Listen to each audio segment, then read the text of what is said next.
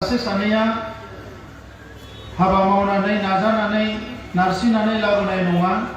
बेवहाय बर'नि मुंख्लंफोरनि थै दङ, आइ आफा रायजो राजाफोरनि गोलोमदै दङ आरो गोबां सेक्रिफाइसनि थाखायसो जोङो बे बिटिसिखौ जोङो मोननो हादों।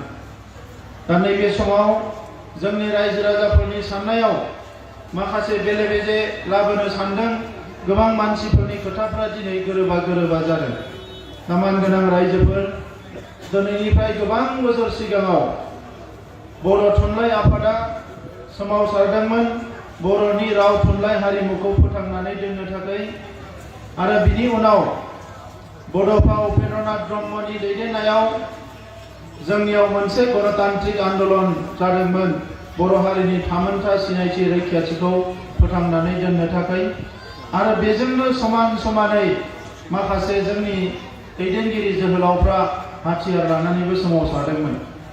बे 30-40 बोसोर सोमावसारनायनि उनाव दिनै बर' हारिया जिफोर फिथाइफोरखौ मोनबाय, बे फिथाइफोरखौ लानानै हारिनि गोरिब गुन्द्राखौ जौगाहोनाय, हारिनि मोनफ्रोमबो थाखोनि सुबुंफोरखौ गावनि आथिङाव गसंनानै संसार जानो हानाय, गावनि जेंना जेंसिखौ बोस्रांनानै लानो हानाय आरो मुलुगाव मोनसे गेरेमसा हारि महरै थांनानै थानो थाखाय जायफोर हाबाफारिखौ मावनांगौ बेफोरखौ मावनो हानायनि मोनसे थासारि जोंनि गेजेराव फैबाय।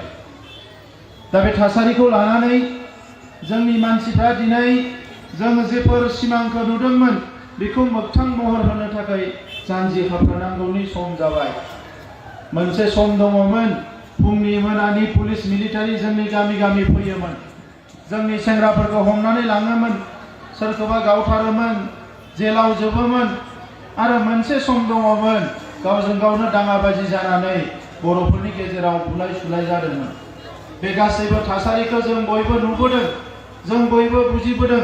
बेवहाय बेसेबां न'खरा धंस जादों, बेसेबां आइजोफ्रा खस्थ' मोननांदों, गथ'फ्रा खस्थ' मोननांदों, बेखौ जोङो हिसाब खालामनानै फोजोबनो हानाय नङा। दा बिनि उनाव दिनै जोंनि बर'नि अख्रांनिफ्राय गोसोम जोमैया जायखारलांनाय बायदि जाबाय।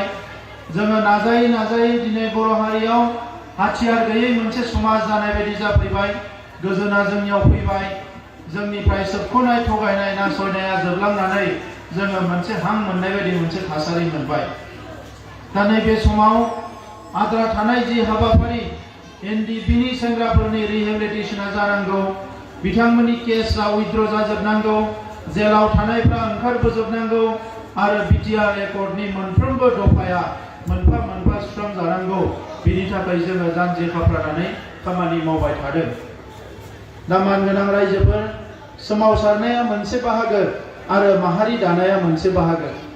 सोमावसारनाय समाव आंबो बै समनि थासारिखौ बुजिनानै, बै समनि थासारिजों गोरोबनानै माखासे खोथाफोरखौ बुंदोंमोन। आरो दिनै सरकाराव, नोंथांमोननि अननायाव बे सरकाराव फैनानै आं नुफैबाय जे जोङो दिनै राजखान्थिया मोजां जायाब्ला, राजखान्थियाव थानाय मानसिफोरनि साननाय हनाया हारिनि फारसे, मानसिफोरनि फारसे अननाय गैयाब्ला, गाबखांनाय गैयाब्ला, गोसोआ गुदुं जायाब्ला हारिखौ मालाबाबो जौगाहोनो हानाय नङा। आरो बिनिखायनो थांनाय 27 बोसोराव जाय बिथांमोना सरकार सामलायदोंमोन, जोङो गोबां माबा माबि मिजिं थिदोंमोन, हास्थायदोंमोन, नाथाय माखासे जिनिसफ्रा जायाखिसै। दा नंखायनो दिनै गोसो गैयामोनब्लाबो आङो राजखान्थियाव फैनानै खामानि मावनो गोनां जादों। नाथाय बै दैदेनगिरिफोर बायदि 20 बोसोर, 25 बोसोर, 30 बोसोर राजखान्थि खालामगोन होननानै आङो बुंनो सानाखै।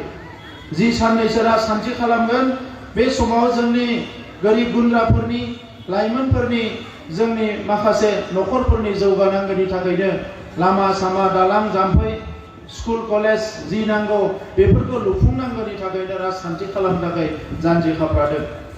दा नैबे समाव थांहांनाय समा जोंनि थाखाय जोबोद दुखुनांथावमोन, खास्रि बिस्रिमोन। नाथाय नैबे जि दान्दिसे सम मोजां सम मोनदों, बेखौ जों हारि जौगानायनि थाखाय बाहायनांगोन मानगोनां रायजो राजा नोंथांमोन। दा नंखायनो बे सरकाराव जोङो दिनै फैनानै नुनो मोनदों जे मोनसे समाव खुन्दुं कम्बल साप्लाय होयोमोन, मुसारि साप्लाय होयोमोन। बे खुन्दुं कम्बल मुसारिनि नामावनो कौटि रांखौ थांनाय सरकारनि मानसिफ्रा जाजोबलांबाय। दा जोंनि सरकारनि समाव आङो बुंदों जोंनि इएमफोरखौ जेरावबो खुन्दुं कम्बल बायदिसिना साप्लाय होनो मोना। खुन्दुं कम्बल साप्लाय होनायनि जायगायाव जोंनि मानसिफोरनो दाउ अमा फिसिनायनि माने रां अनसुंथाइ होनांगोन। बोरमा फिसिनो मोसौ फिसिनो रां अनसुंथाइ होनांगोन। हेन्डलुम जि दानो थाखाय माखासे इन्डास्ट्रि खुलिनानै होनांगोन। आरो बेजों लोगोसे गभर्नमेन्टनि जि रेशन कार्ड मोननांगोन, माखासे अरुणोदय कार्ड मोननांगोन, जोंनि मानसिफ्रा माखासे जब कार्ड मोननांगोन आरो IBS स्किमफोरजों माखासे ना फिसिनाय, मैगं मैला गायनाय गोबां खामानिफोरखौ जोङो मावनो हायो। बेफोरखौसो मावनानै होनांगौ होननानै जोङो EMGMफोरजों रायलायगासिनो दङ। दा मानगोनां रायजोफोर, आङो नैबे 8-9 मासाव सरकारा मा जिनिस बेखौ बुजिनो जोबोद नाजादों। जोंनिनो माखासे अफिसारफोर दङ मोजाङै खामानि मावा। गाहाय लेभेलाव जोंनि रायजो राजाफोरखौ सोबख'नो नागिरो, थगायनो नागिरो। बिथांमोनजों जुजिगासिनो दङ। जुजियैनो माखासे जिनिसखौ दायो जोंनि आखायाव लाबोनो हाबाय। आरो मास मोनसे मोननैनि गेजेराव बे सरकारखौ थोंजोङै मा मावोब्ला हारिनि लाब जागोन बेबायदि मावनो हानाय लेभेलाव लांनो थाखाय जोङो दिनै मोनसे लेभेलाव सफैबाय। दा बेनिखायनो रायजोफोर, थांनाय 8 मासाव सरकारनि गोबां खामानिफोरा लासै लासै जादों। आरो आं बिनि थाखायनो लासै लासै जानो होदों जे 17 बोसोरनि जि मोनसे सोबख'नाय थगायनायनि बे मोनसे हारिमु कालचार डेभेलप जादोंमोन, बेखौ सोलायनांगोन जोङो। जोंनि अफिसफोराव ठिकादार दालालिफोरनि आड्डा जादोंमोन, बेखौ लासै लासै गैया खालामनांगोन। रायजो राजाफोर थाङोब्ला अफिसारफोरा रायलायनो नागिरा, रायजो राजाफोरनो सम होनो नागिरा। बिथांमोना ठिकादार दालालिफोरजोंसो बेस्थ' जानानै थायो। दा बे अफिसारफोरखौ सोलायनानै जाय रायजो राजानि खोथा खोनासंग्रा बे अफिसारफोरखौ लाबोनो थाखायसो जोङो जानजि खाफ्रादों, जोङो थिग खालामदों। दा लासैनो जोंनि VCDC अफिसफ्रा गासैबो लुफुंजोबनायनि थाखाय जोङो थिग खालामबाय। आरो बे VCDC अफिसफ्राव कम्पिउटार अपारेटर, सेक्रेटारि माखासे साख्रि होनायनि थाखाय जों थिग खालामदों। जेसेबां सेल्फ हेल्प ग्रुप दङ, 21,000 सेल्फ हेल्प ग्रुप दङ। 2.5 लाखनिख्रुइ बांसिन आइजोफ्रा बेवहाय बेस्थ' जानानै दङ। आरो बे आइजोफोरनि जि आफाद, दिनै आसाम सरकारा जायफोर लन लादोंमोन, जि माने बन्धन लन माबा लन लादोंमोन, बे लनफोरखौ आसाम सरकारा गासैखौबो रेहाय खालामनानै होनायनि थाखाय थांखि लाबाय। लनखौ नोंथांमोना होफिननांला, बे लनखौ रेहाय खालामनानै होनो नागिरबाय गभर्नमेन्टआ। जोंनि गोरिब गुन्द्राया गोबां लन लादोंमोन। दा बेजों लोगोसे जायफोर एसे रान्दि एबा न'खराव बिसि फिसाय गारलायलायनाय एबा हाबा जायालासिनो थानाय गोबां न'खरफोर जायफोरा NFSA कार्ड गैया, बिथांमोननो मासाव 830 रांनिफ्राय जागायनानै 5,000सिम रां होनायनि माखासे हाबाफारि लानाय जादों।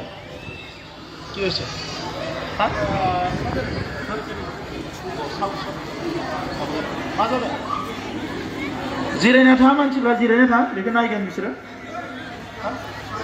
आगोलनिनो बेराम गोनांनो आगरे बेमार आसिले बेखौ नय सबे बहक बेथ' सबे बहक।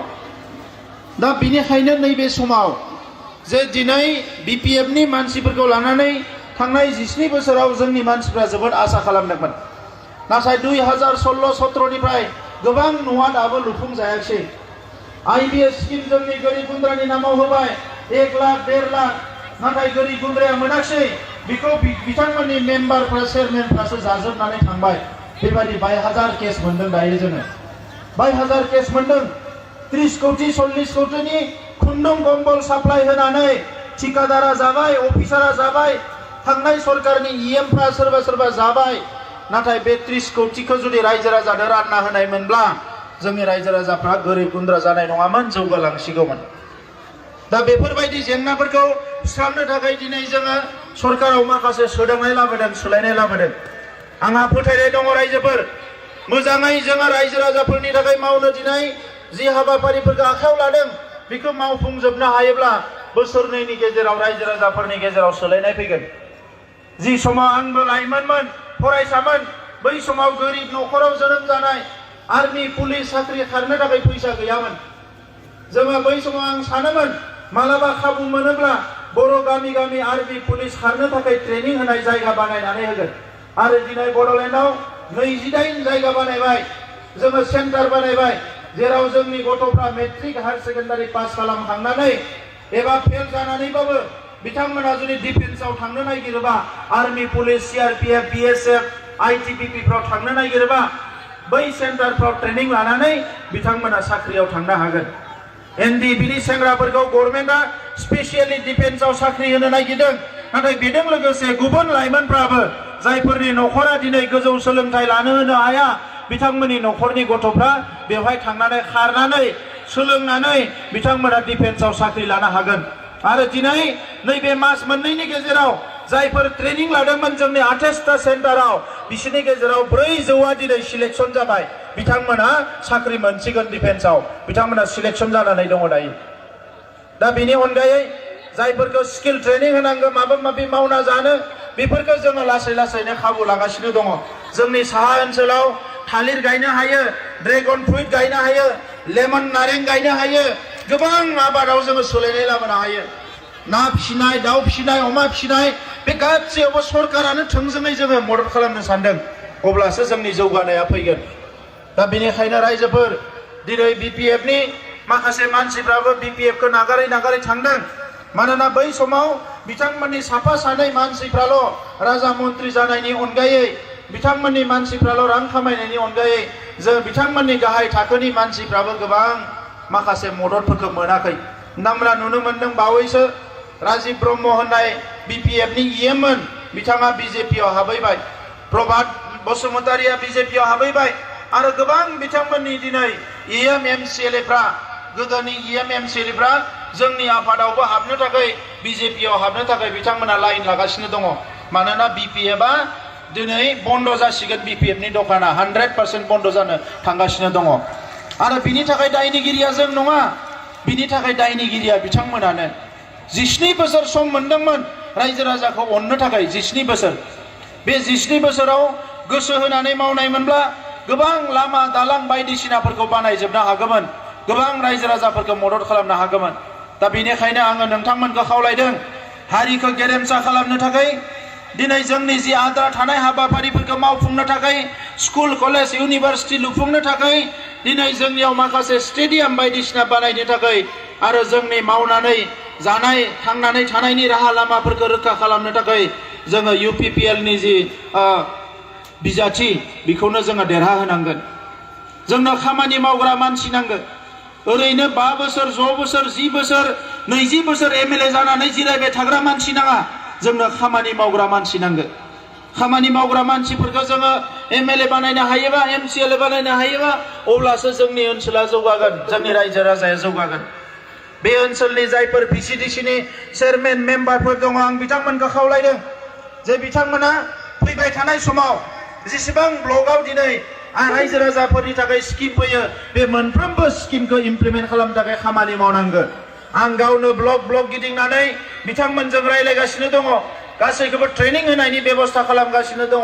आरो फैबाय थानाय बोसोरनैनि गेजेराव आं सानो जोंनि गामि ओनसोलफोरनि जौगानाया फैगोन, सोलायनाया फैगोन। दा बेनिखायनो रायजोफोर गोनो गोथो जानो नाङा। दुलाराय बर' फरायसा आफादनि जि सिमां, बड'फानि जि सिमां, हारिखौ गेरेमसा खालामनाय, बे सिमांजोंनो जों दावगागासिनो दङ।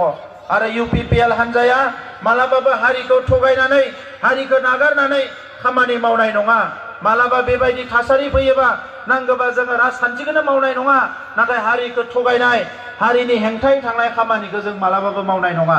सोरबा सोरबा बायदिसिना बुंदों हा हुखौ मालायफ्रा लांसिगोन, डिसिफोरनो पावार होनानै थगायबाय। बे गासैखौबो जोंनि मोजांनि थाखायसो जों बाहायदों, जोंनि हेंथायै नङा रायजोफोर। दिनै BTCआ पावारफुल जानांगौबा नेशनेल इन्टारनेशनेल लेभेलनिफ्राय माखासे रांखान्थिफ्रा जोंनियाव फैनांगोन, माखासे मोजां मोजां स्किमफ्रा फैनांगोन। नोंथांमोना खोनानो मोन्दों दिनै बड'लेण्डआव क'क्राझाराव सोरबा नङा सोरबा रायजिक मन्त्रि, स्टेटनि मिनिस्टार, सेन्ट्रेलनि मिनिस्टार फैगासिनो दङ आरो बिथांमोना जोंनो माखासे मदद होलांगासिनो दङ। रायमना नेशनेल फरेस्ट जानाय लोगो लोगोनो बे ओनसोलनि माखासे जौगानाया फैसिगोन। नेशनेल पार्क जानाय लोगो लोगोनो रायमना नेशनेल पार्कआव जायफोरा दिनै बन फानना जायोमोन, जायफोर मोसौ फिसियोमोन, बिथांमोना माखासे दुखुआव एबा जेंनायाव गोग्लैनो थांगासिनो दङ। बेबायदि मोनसे थासारि दिनै सावरायनाय जादों। आं एबसुनि आफादगिरि थानाय समावनो बुंदोंमोन जे जोंनि सरकार फैयोब्ला मोनसे समाव बन फाननानै जाग्रा आरो जौ फाननानै जाग्राफोरखौ जों फार्स्ट मदद खालामगोन होननानै। आरो दिनै नैबे इलेक्शन बोथोरखाय जोङो मावनो हायाखै नाथाय जोंनि सरकारनिफ्राय 10 करोड़ 10 करोड़ रां बन फानना जाग्रा आरो जौ फानना जाग्राफोरनि थाखाय जोङो सेपारेट खालामदों बिथांमोननो अनसुंथाइ होनो थाखाय बिथांमोना जाहाथे जौगाहोनो हायो जायफोर फिथा फानग्रा मैगं फानग्रा जि फानग्रा बे आइजोफोरनि थाखायबो जों मदद होनो थाखाय माखासे रां अनसुंथाइ जोङो थिक खालामनानै दोनदों बिथांमोननो होनो थाखाय गावबुराफोरनो मबाइल होदों थालांनायफोरनोबो होदों क'क्राझार चिरांनि जेसेबां गावबुरा दङ बिथांमोननि साख्रिखौ रेगुलार खालामजोबनायनि थाखाय अलरेडि जों आसाम गभर्नमेन्टजों रायलायनानै फाइनाल खालामबाय दा बेफोर जेंनाफ्रा जोबनांगोन जायफ्रा दिनै मोसौ फिसियोमोन बिथांमोनखौ मोसौ फिसिनायखौ आरोबाव मोजाङै फिसिनो थाखाय जोङो मदद खालामनो सानदों बन फानना जाग्राफोरनो IBS स्किम होनानै माखासे ट्रेनिं होनानै मैगं मैला गायनानै जानो हानाय दखान होनो हानाय बायदिसिना सुबिदाफोरखौ जोङो गभर्नमेन्टनिफ्रायनो थोंजोङै खालामनानै होनो सानदों जायफोर मानसिफ्रा हा गैजाया जोंनि बर' मानसिफोरखौ आं खावलायदों नोंथांमोना VCDC मेम्बार चेयारमेनफोरनो लिरै होनांगौ जायफोरा हा गैजाया जायफोरा फरेस्ट ओनसोलाव रायजो जानानै दङ फैगौ डिसेम्बर जानुवारिनि गेजेराव बे गासैबो हाखौ पाट्टा होनायनि थाखाय जों बेबस्था खालामदों जाहाथे बयबो हा पाट्टाखौ मोननो हायो दिनैसिम गोबां हा पाट्टा मोनाखै जों गभर्नमेन्टआव फैनायनि उनाव थांनाय 7 दानाव जोङो बे मासाव बेखौनो खामानि मावगासिनो दङ आरो डिसेम्बरनि गेजेराव बे हा पाट्टाखौ होनो थाखाय जोङो खामानि मावगासिनो दङ दा रायजोफोर माखासे सरकार फैयो जेंनाखौ फोथांना दोननो थाखाय नाथाय दिनै जोङो जेंनाखौ सुस्रांनो थाखायसो जोङो राजखान्थियाव फैदों दा बेनिखायनो रायजो राजानि दुखु खैफोदा जोंनिनो जेंना बियो दा बेनिखायनो जेसेबां जोंनि गामि दङ मोनफ्रोमबो गामिखौ आदर्श गामि खालामनो बै गामियाव इलेक्ट्रिक मोननांगोन बै गामियाव मोजां दै लोंनो मोननांगोन बै गामिनि गुदि फरायसालि गेजेर फरायसालि गोजौ फरायसालिया मोजां जानांगोन बे गासैबो जेंनाखौ सुस्रांनो थाखाय बड'लेण्ड गभर्नमेन्टआ दिनै जोङो जानजि खाफ्रादों दा नंखायनो नैबे बिसायख'थियाव गोनो गोथो जानो नाङा मानगोनां रायजोफोर दिनै जों BJP दङ AGP दङ दिनै आदिबासिनिफ्राय लानानै गासैबो हारिनि दैदेनगिरिफ्रा जों ज' जाबाय आरो नैबे समाव बयबो नागिरदों गोजोन सान्थिनि मोनसे बड'लेण्ड दाफुंनांगौ जौगासार बड'लेण्ड दाफुंनांगौ आरो बयबो दिनै जिरन बसुमतारीनो ट्रेक्टरनि सावगारियाव भट होनो थाखाय बिथांमोना राजि जाबाय दा नंखायनो नैबे समाव गोनो गोथो जानो नाङा थांनाय 17 बोसोराव BPF नो जोङो खनले इलेक्शनाव जोङो भट होबोदों नाथाय बिथांमोना माखासे जेंनाखौ सुस्रांनो हायाखै दा बेनिखायनो नैबे समाव जेंना सुस्रांनाय आरो जौगानांगौनि सार्थआव बयबो फैगौ 30 अक्ट'बराव जिरन बसुमतारी बिथांनो ट्रेक्टरनि सावगारियाव भट होनो थाखाय आं खावलायबाय बिनि उनाव जोङो गामि फैफिनगोन रायजो राजाफोरजों रायलायफैगोन आरो मोनफ्रोमबो गामियाव जि जेंना दङ गामियावनो थांनानै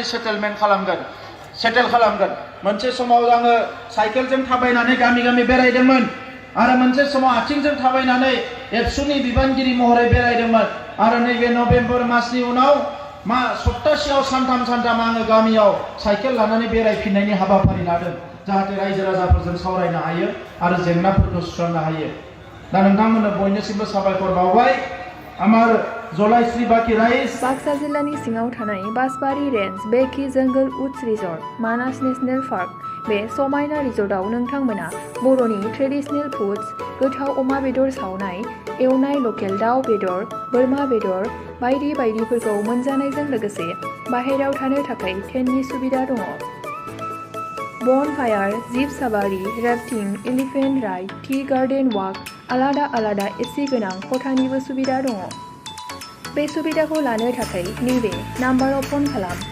9104974956 एबा 9707614012 आरो 98648327